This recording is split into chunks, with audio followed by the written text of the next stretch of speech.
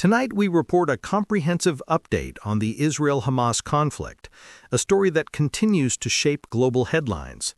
Israel and Hamas have agreed to the first phase of a ceasefire deal, potentially marking the end of 2 years of relentless war and humanitarian crisis in Gaza. Let's break down the latest events and explore what this moment means for the region and the world.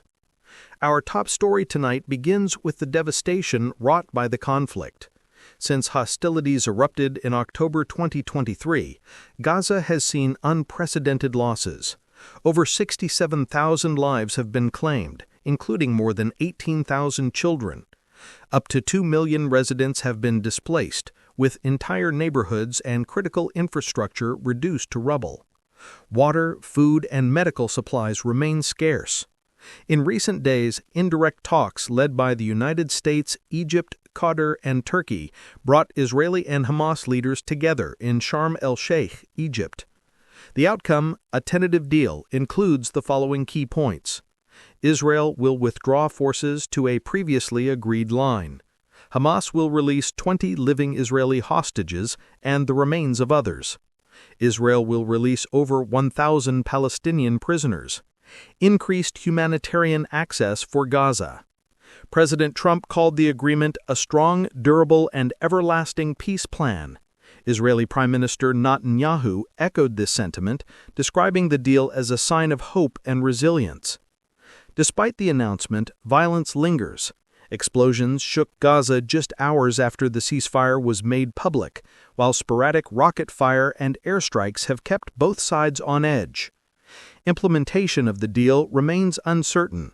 Hamas has not agreed to fully disarm, and Israeli officials remain cautious about future security. Humanitarian organizations estimate that it will take at least $50 billion and likely more than a decade to rebuild Gaza. Efforts to provide relief are hampered by ongoing blockades, limited resources, and political instability. In the absence of a strong governing authority, some fear that Gaza could fall further into disorder. The ceasefire announcement prompted mixed reactions worldwide. In Gaza, families greeted the news with applause, hoping for an end to the suffering.